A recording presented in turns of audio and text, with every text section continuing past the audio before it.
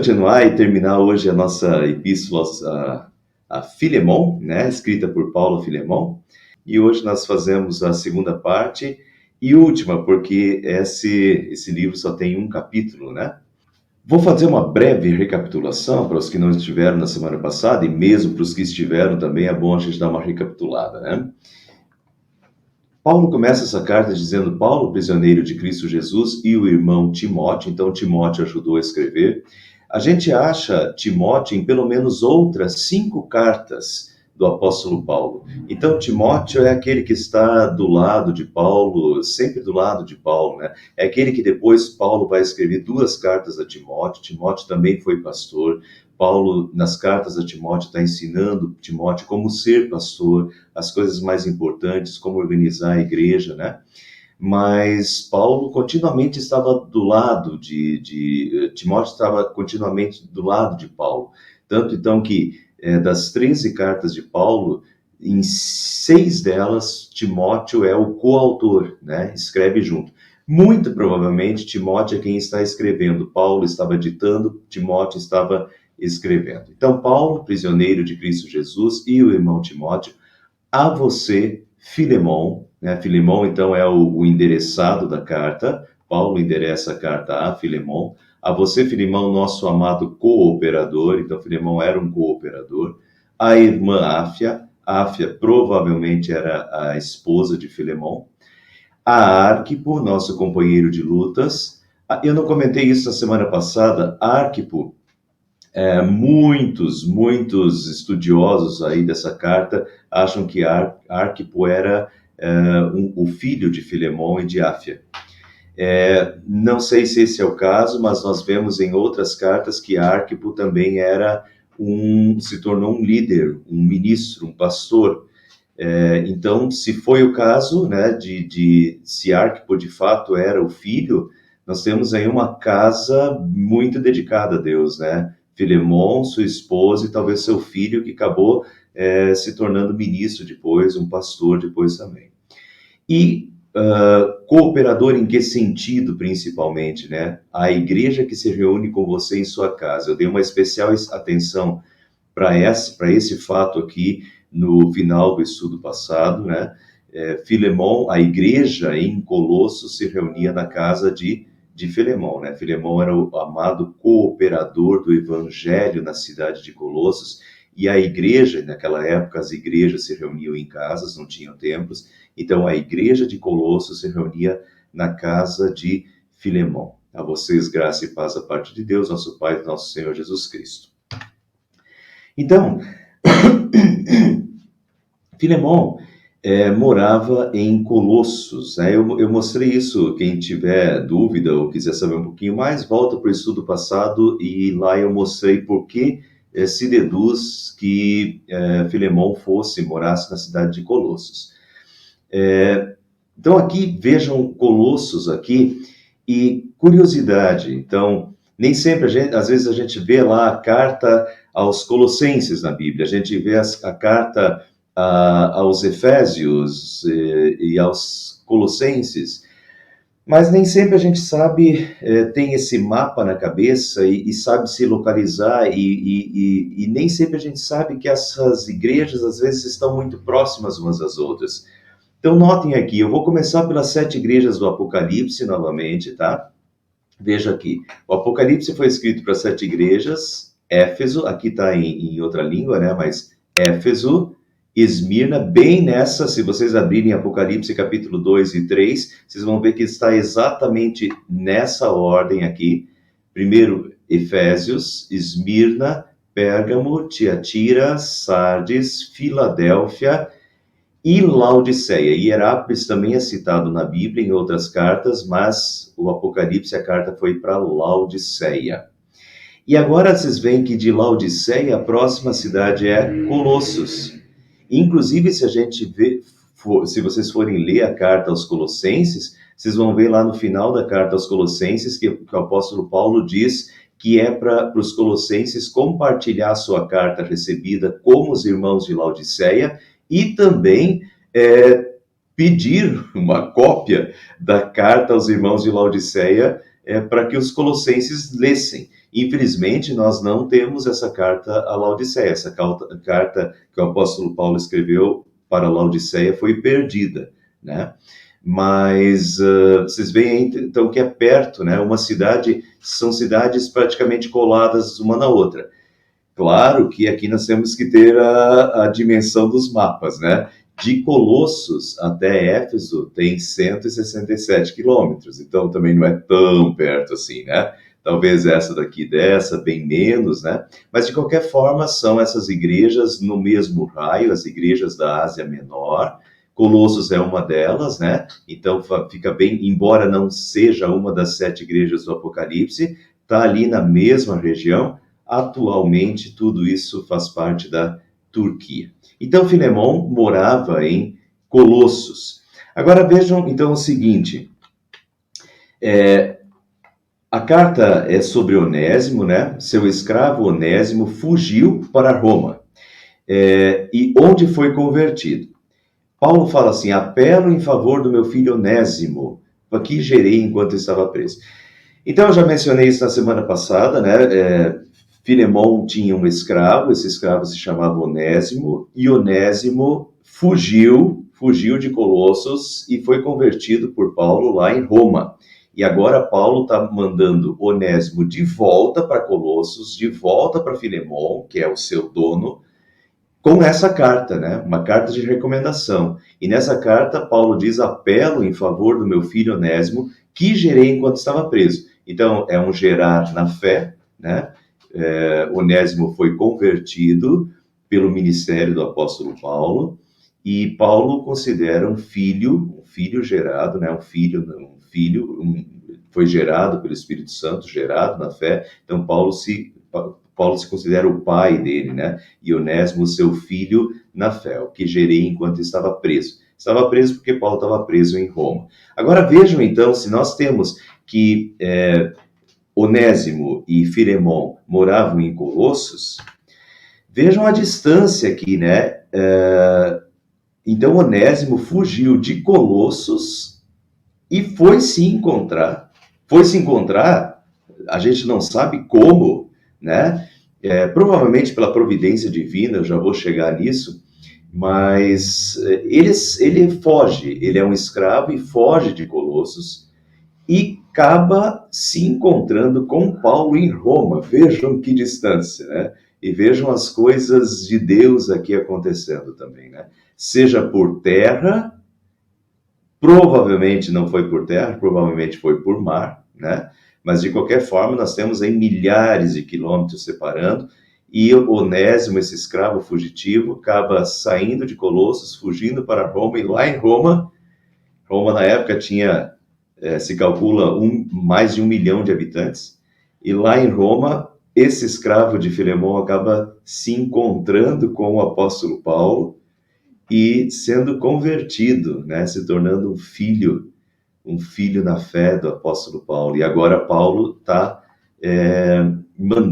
Paulo sabe então que Paulo conhece Filemão, sabe que Onésimo fugiu lá de Colossos, de Filemão, né? Que esse cooperador da igreja de Colossos, e Paulo envia Onésimo de volta para Colossos.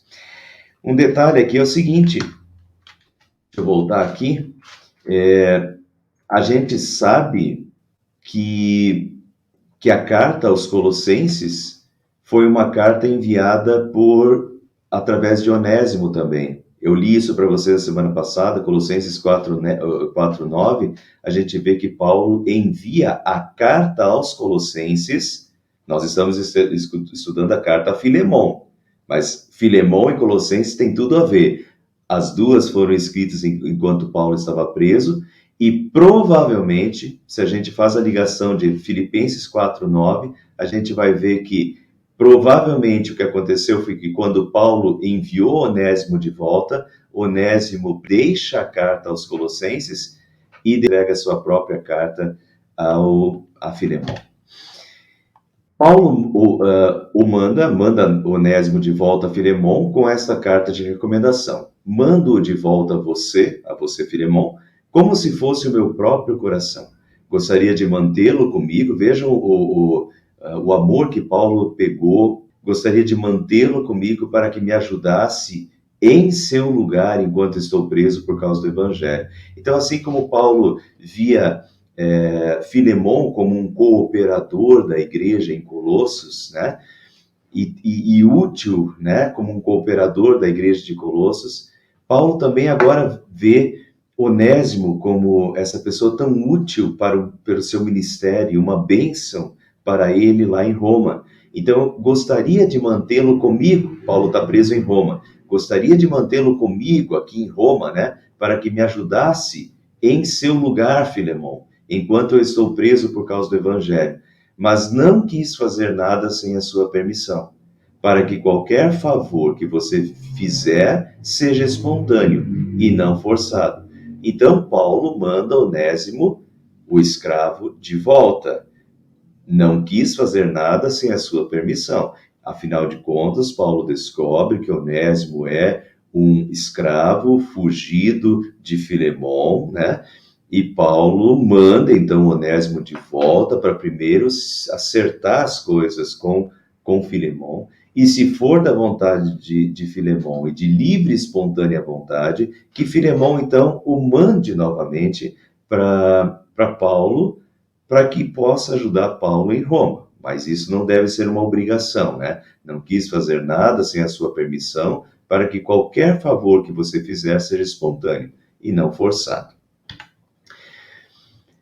Vamos falar um pouquinho sobre a escravidão na época de Paulo. Diferente de hoje, a escravidão era algo normal naquela época. E, pessoal, vamos entender um pouquinho essa escravidão. Essa escravidão, quando a gente pensa em escravidão, a gente pensa aí na escravidão do século XVII, XVIII, a escravidão com os negros, né? Então, essa escravidão foi uma escravidão étnica, uma escravidão dos negros, né?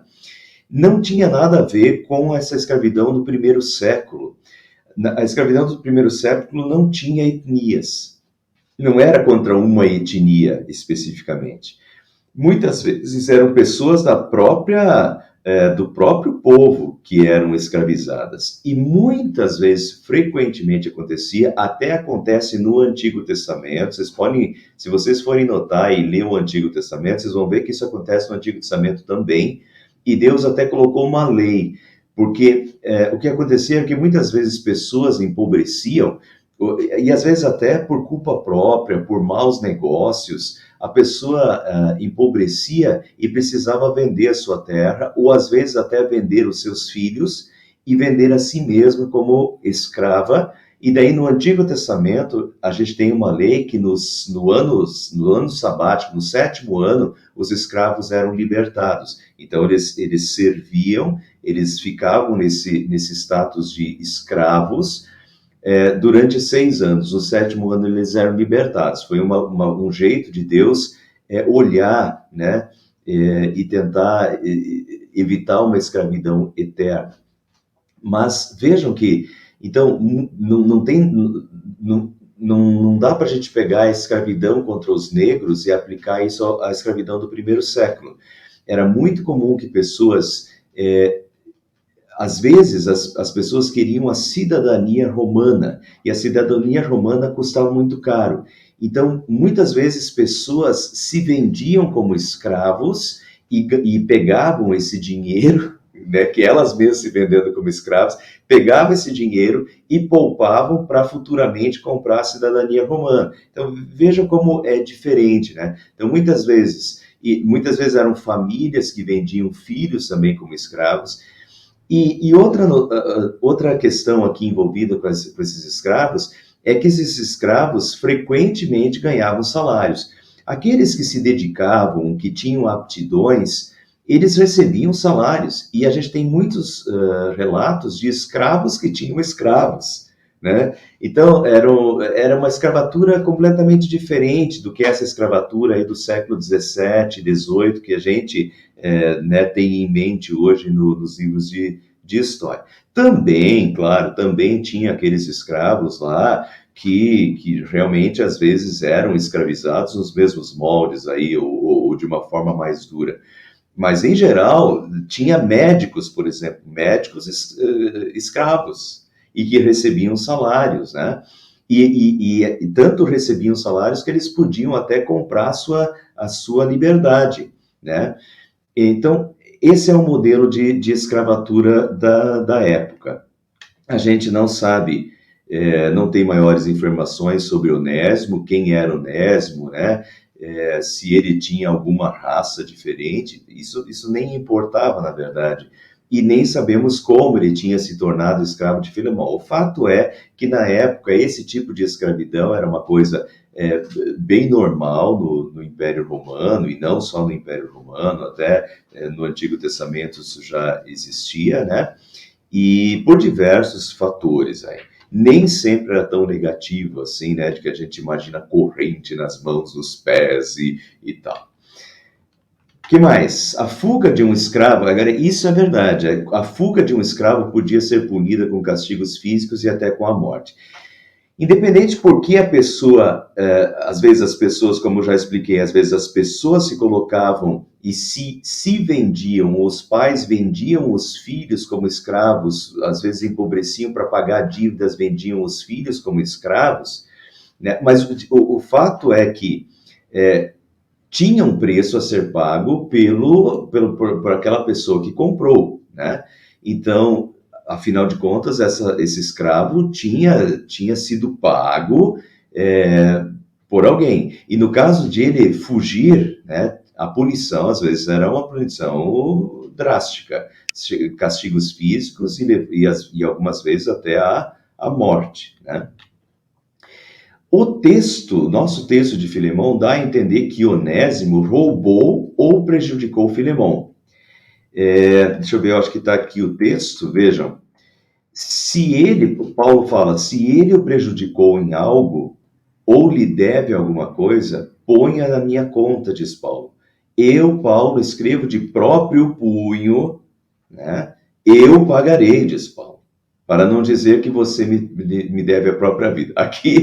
Aqui Paulo primeiro diz, olha, se ele está te devendo alguma coisa, eu pagarei. Depois o apóstolo Paulo diz, olha, para não dizer que você me deve a própria vida. Na verdade, o próprio Filemão foi fruto do trabalho missionário do apóstolo Paulo. O apóstolo Paulo viveu 3 anos em Éfeso, e de Éfeso Paulo espalhou o evangelho por todos esses locais aí, né? Ele que fundou a maioria dessas igrejas na redondeza. E Filemão era fruto, assim como Onésimo se tornou um filho gerado pelo apóstolo Paulo, Filemão também era um filho gerado pelo ministério do apóstolo Paulo. Então, nesse sentido, o próprio Filemão devia a vida eterna, a sua vida eterna a Paulo, né? Então, de certa forma, Paulo vai dizer, olha, Filemão, você mesmo me deve a vida eterna, né? Mas Paulo se oferece para pagar, então provavelmente Filemão deve ter roubado alguma coisa. E como os escravos da época recebiam salários e muitas vezes eles eram colocados em altas funções, como eu falei anteriormente, até mesmo médicos, tinha escravos que eram médicos. O que se deduz desse texto aqui é que Onésimo era um escravo com funções talvez administrativas e que tinha acesso ao dinheiro, a coisas de Filemão que podiam ser vendidas, ou ao próprio dinheiro, né? Então, talvez Onésimo tivesse, assim, até uma função de administração ou de tesouraria sobre alguma propriedade ou alguma coisa de Filemão. Provavelmente, então, Onésimo, para fugir, ele se apropria ou de dinheiro ou de alguma coisa de Filemão e então paga a sua viagem para fugir para Roma. Esse é o caso. Paulo confia que Filemão tratará Onésimo com amor. Vejam, mesmo tendo em Cristo plena liberdade para mandar que você cumpra o seu dever, prefiro fazer um apelo com base no amor. Mesmo tendo em Cristo plena liberdade para mandar que você cumpra o seu dever. Paulo era o apóstolo, né? Era o apóstolo Paulo. Paulo é aquele que fundou essas igrejas, e Filemão é fruto do trabalho de Paulo. Então, Paulo podia, na sua posição de apóstolo, podia ordenar que Filemão libertasse Onésimo. Mas Paulo não faz isso. Paulo prefere fazer um apelo com base no amor. Motivar que Filemão, ele mesmo, chegue às suas conclusões, baseado no amor. E daí vamos lembrar que Paulo faz um grande elogio a Filemão no início dessa carta. Paulo já havia elogiado a fé de Filemão, o seu amor pelos seus irmãos na fé.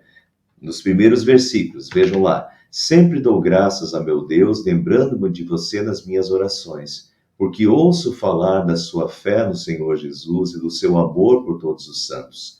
Oro para que a comunhão que procede da sua fé seja eficaz no pleno conhecimento de todo o bem que temos em Cristo. Então vejam, Paulo já tinha dito que Filemão era o cooperador do evangelho, que a igreja de Colossos se reunia na igreja de Filemão, né, junto com a sua mulher Áfia.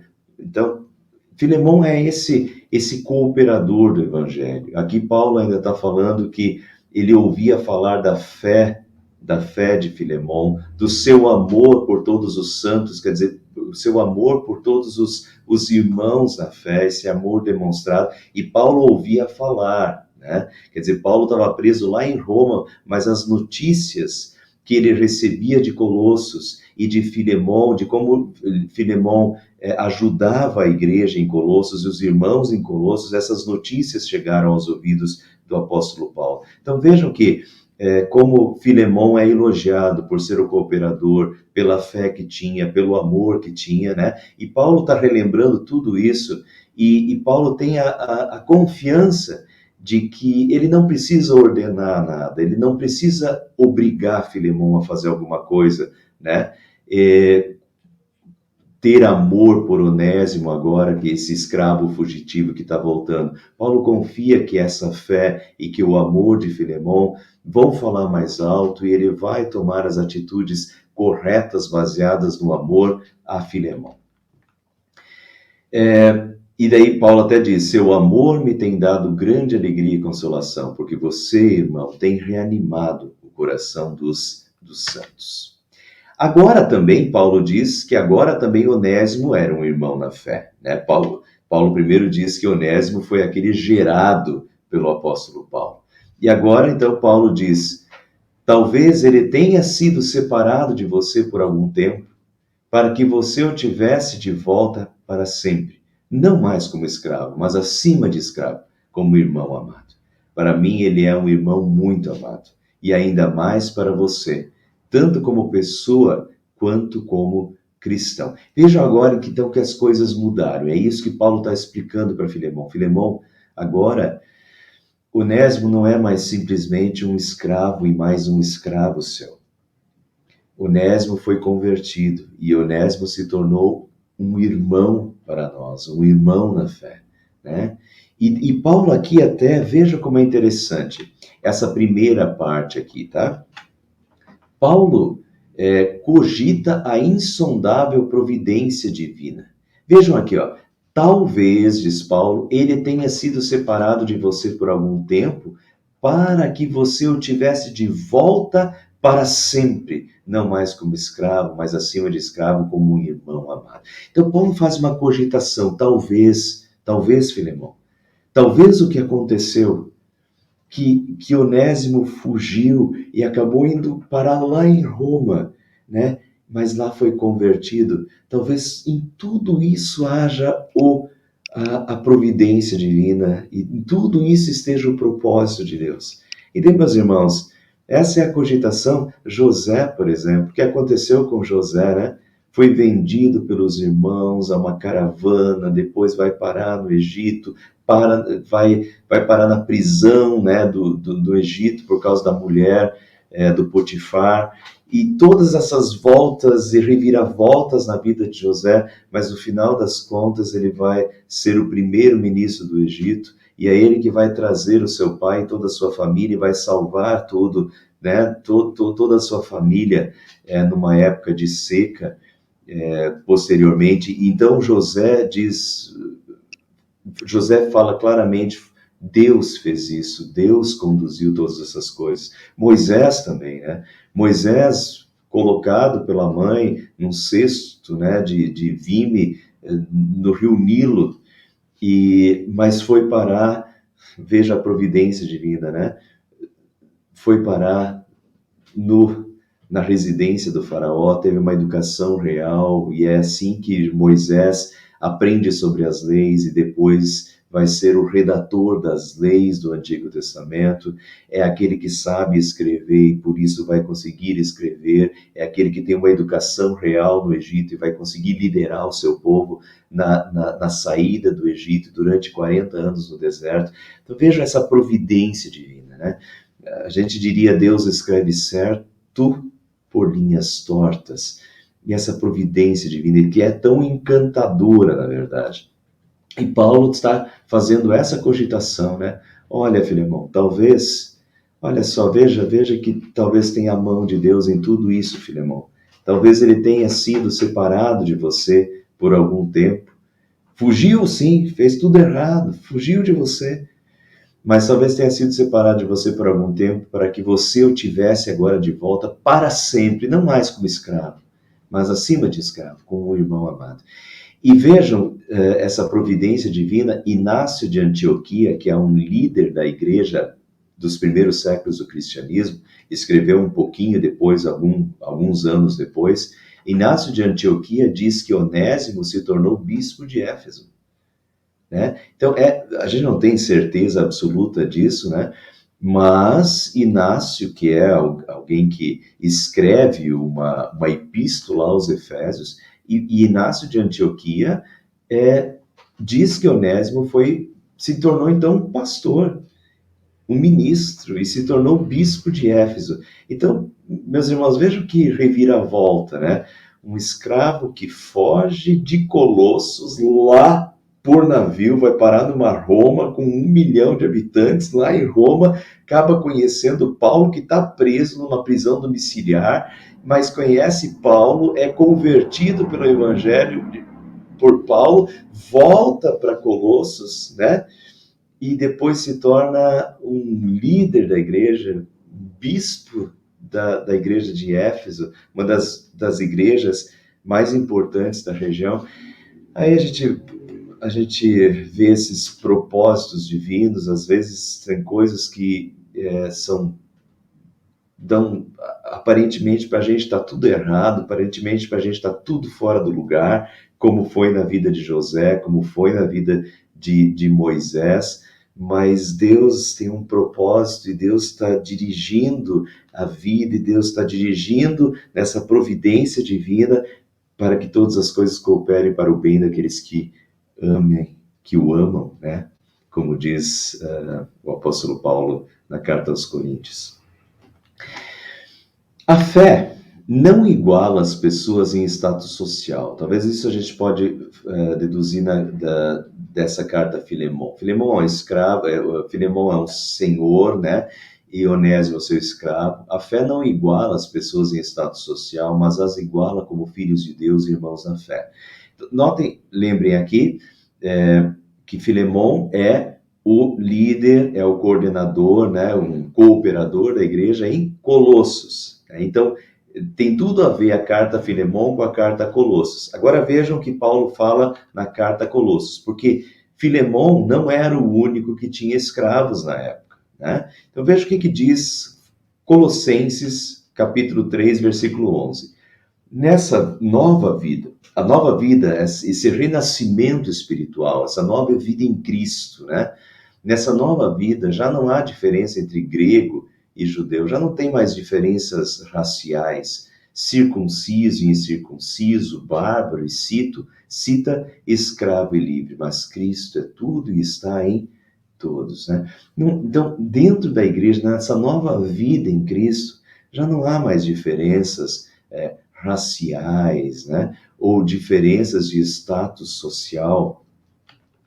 Para Cristo, somos todos iguais, igualmente pecadores, igualmente convertidos, igualmente filhos, igualmente salvos. Nós somos todos iguais perante Deus, né? Isso não elimina os status sociais, mas dentro da igreja nós somos todos iguais e para Deus nós somos todos iguais. E nessa nova vida, sob essa nova perspectiva de vida, com esses novos valores de vida que nós temos como cristãos, é assim que nós nos enxergamos. Na igreja somos todos absolutamente iguais. Pode ter alguém milionário, pode ter alguém ganhando um salário mínimo, mas na igreja nós somos todos iguais. E vejam que bonito também, né? Eu acho que eu coloquei isso na próxima aqui, ó. Ainda que um cristão possa ser chefe de outro cristão numa empresa, não o é na igreja. Então, isso pode acontecer, né? Tantas vezes acontece em diversas igrejas pelas quais eu passei, alguns eram chefes, outros eram empregados e trabalhavam na mesma empresa. E só não pode confundir as coisas também, e a Bíblia não confunde as coisas, né? E infelizmente tem alguns irmãos que confundem as coisas, tá? Isso também já vi acontecer. Numa empresa, aquele irmão na fé que é chefe, e o outro é subordinado hierarquicamente dentro da empresa, dentro da empresa ele vai ter que respeitar o outro, né? E ele está sob a supervisão do outro. O que acontece é que quando os dois saem da empresa e na igreja, eles são absolutamente iguais. Mas isso não dá para confundir, né? Mano, nós somos iguais, agora eu vou voltar para a empresa e você tem que me beneficiar. Não. Na empresa vale a hierarquia da empresa e das funções da empresa, né? Se um é chefe e o outro é subordinado, né? E esse dá ordens, o outro tem que obedecer. Isso é uma empresa. Agora, eles são irmãos da fé, sim, e isso está por detrás de tudo, e principalmente na igreja não há hierarquia na igreja. Pelo contrário, vejam que Onésimo, né? Onésimo talvez tenha se tornado o bispo da igreja de Éfeso. Então, um escravo que se torna o bispo da igreja. Então, numa mesma igreja, se calcula que 1/3 da população era escravo na época do Império Romano, né? 1/3 da população. Então, de cada 3, um era escravo. E a gente tem diversos exemplos, assim, as igrejas de Roma, tinha diversos escravos participando da igreja de Roma. Na igreja de Corinto também a gente sabe que tinha diversos cristãos da igreja de Corinto que eram escravos. Até esse era o problema da Santa Ceia, em 1 Coríntios capítulo 11, vocês vão ver lá que o apóstolo Paulo corrige, né, os ricos, porque os ricos estavam comendo antes dos escravos, porque os escravos, eles, por causa da sua rotina de trabalho, eles normalmente chegavam depois, um pouco depois, nos jantares, né, da igreja. E daí Paulo tem que corrigir que, olha, vocês estão comendo e bebendo, não estão deixando nada para os que e estão humilhando os que vêm depois de vocês e os que nada têm. Enfim, então vejam que era comum ter escravos nas igrejas de Roma, de Corinto, em todas as igrejas. 1 em cada 3 cidadãos do Império Romano era escravo.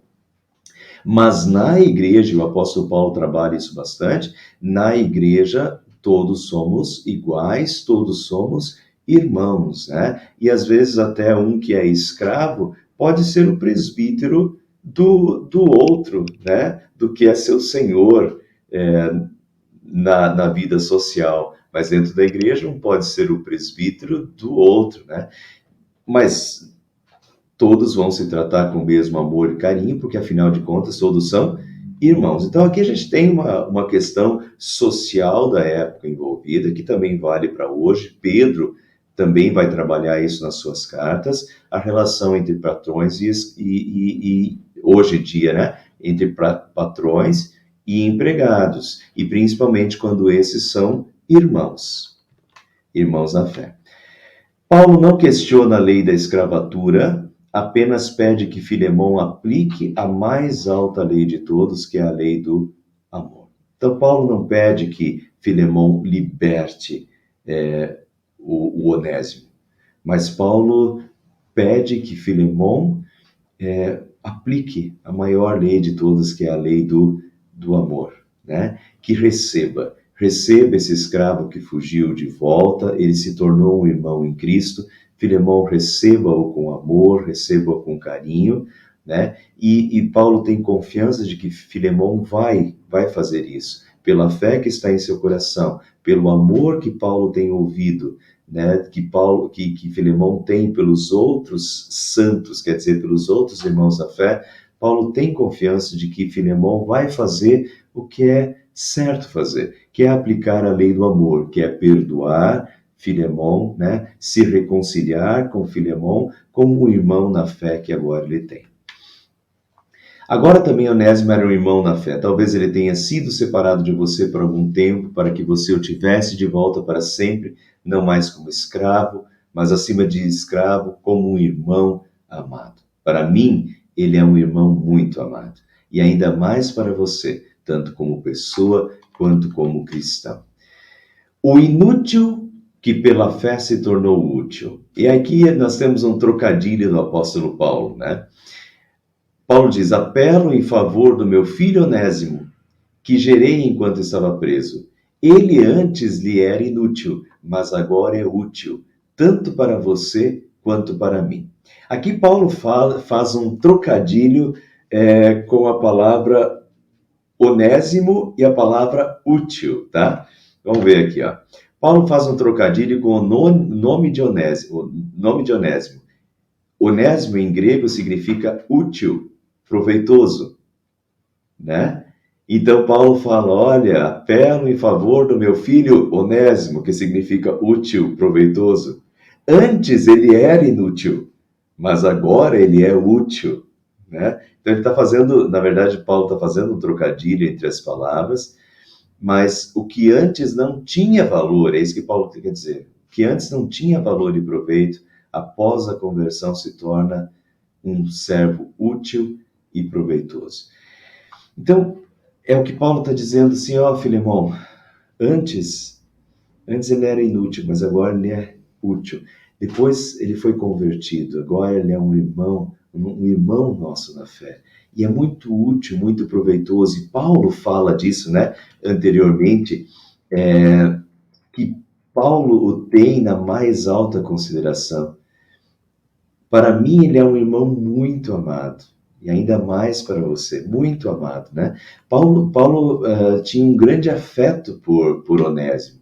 Então agora, depois da conversão, esse Onésimo, esse fugitivo, né, que talvez prejudicou Filemon, mas agora ele é útil ao ministério, ele tem sido útil ao apóstolo Paulo.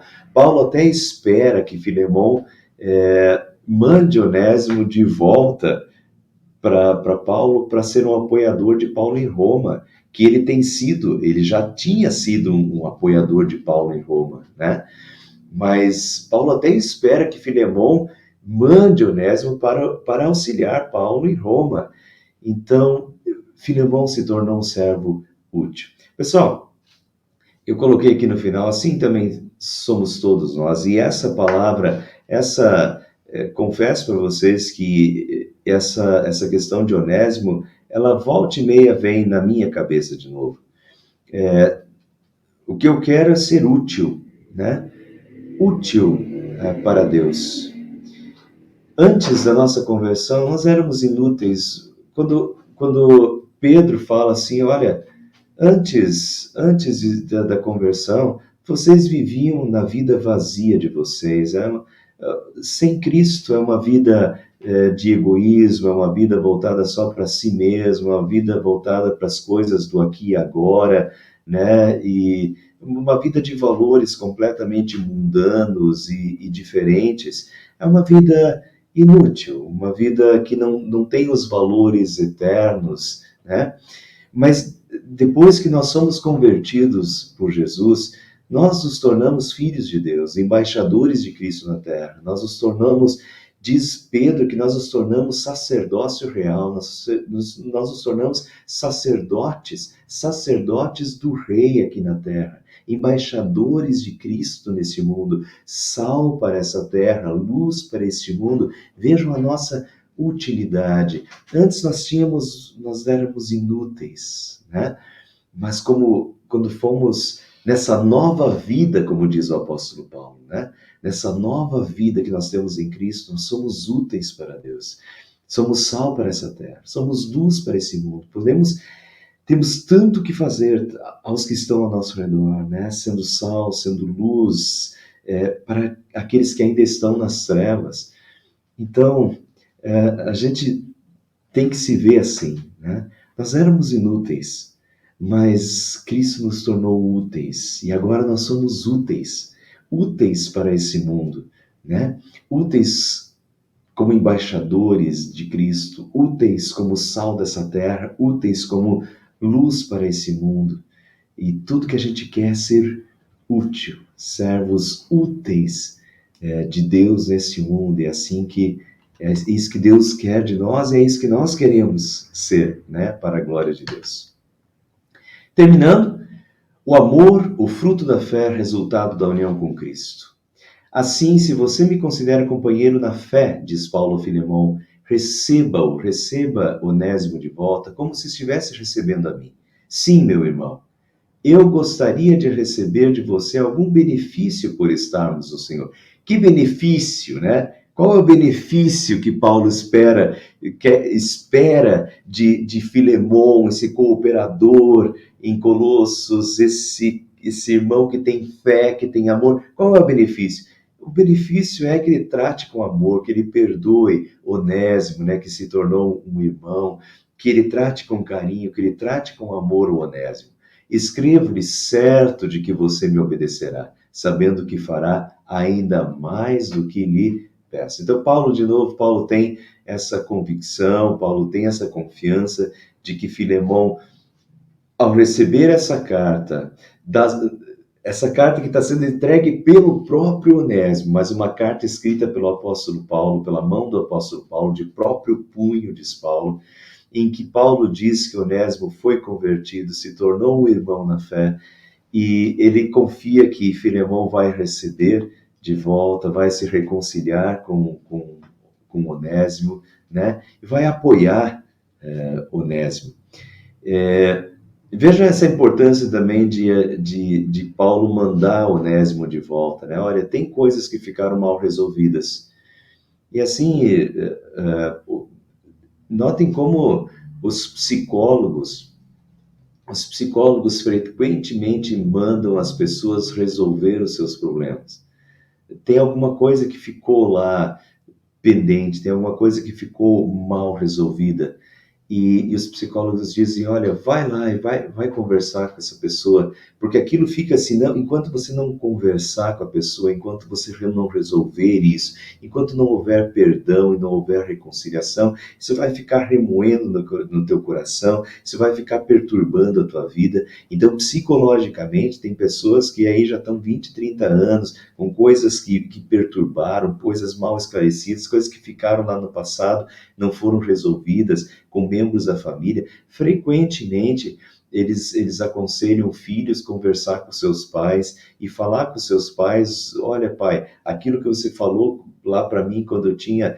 esses dias a minha filha, né? A Annelise falou para mim, pai, aquilo que você falou lá quando eu era mais nova, e poxa, a gente às vezes não fala com uma intenção, né? Mas isso marca e fica lá remoendo tanto tempo. Foi bom que a minha filha falou isso comigo, a gente pode se reconciliar. E assim é, né? A gente é bom a gente resolver essas coisas. E Paulo faz isso. Onésimo tinha uma questão com Filemão que precisava ser restabelecida, precisava haver reconciliação entre ambos, agora eram irmãos, precisava haver perdão entre ambos. E Paulo manda Onésimo lá de volta, Onésimo vai lá falar com Filemão, e escreve essa carta para que Filemão também receba Onésimo, para que haja reconciliação, para que haja perdão entre ambos. E isso é um bom exemplo para nós aí também, que às vezes a gente precisa, tem coisas remoendo lá há muito tempo já, que às vezes com uma conversa, às vezes a outra pessoa nem sabe, né? O que está acontecendo, nem sabe que a gente guarda rancor por alguma coisa e você chegar lá e conversar com a pessoa, se volta em paz e está em paz para continuar a tua vida, né? Então, de certa forma, é isso que Paulo manda, faz, né? E dessa forma que Paulo conduz essa situação entre esse escravo fugitivo Onésimo e Filemão. Terminamos esta carta, todos os estudos até agora, 1º e 2º Pedro, 1º e 2º e 3º João, né? Essa de Filemão, Joel, todos os estudos que a gente fez até agora estão lá gravados no YouTube, tem um grande material. O propósito é estudar a Bíblia, nós estamos estudando capítulo por capítulo, praticamente versículo por versículo de muitas das cartas, né? E o objetivo é que vocês possam conhecer a Bíblia melhor, ler a Bíblia com mais conhecimento. Eu garanto para vocês que se eu falar Joel agora, provavelmente já vai vir gafanhoto na cabeça de vocês, né? Então, e o sentido disso, quem acompanhou o livro de Joel. Então é isso, quando a gente, no futuro, quando a gente pegar o livro de Joel de novo, um livro lá do Antigo Testamento, muito curto, às vezes até um pouquinho complicado de ler se não tiver uma explicação, mas agora, tendo a explicação, a gente lê com proveito o livro de Joel e vai se tornar inesquecível, né? Esse conhecimento fica para frente. Filemão também, a gente tem muito a aprender de todos os livros da Bíblia. E o propósito, então, é esse, é entender, né, cada livro da Bíblia, capítulo por capítulo, versículo por versículo, muitas vezes, para que a gente tenha um conhecimento maior. Todas as quintas-feiras, então, a gente está aqui. É um horário, eu diria quase um horário sagrado, é um horário dedicado a Deus, é um horário que a gente vai abrir a Bíblia e que a gente vai conhecer os livros da Bíblia, né? Tirar o maior proveito possível dessa palavra sagrada de Deus que está em todos os livros, né? Em todos os livros da Bíblia a gente tem grandes lições para tirar para a nossa vida. A gente vai começar uma nova série, a série do estudo do tabernáculo e a relação do tabernáculo com Cristo, que é total. Deus é o alfa e o ômega. Quando a gente olha para o tabernáculo do Antigo Testamento e a gente vê as partes do tabernáculo do Antigo Testamento, a gente vê a obra de Cristo completa já no tabernáculo. O tabernáculo era a miniatura daquele que veio e tabernaculou, que habitou entre nós, que é Jesus Cristo. Semana que vem a gente começa esses estudos do tabernáculo.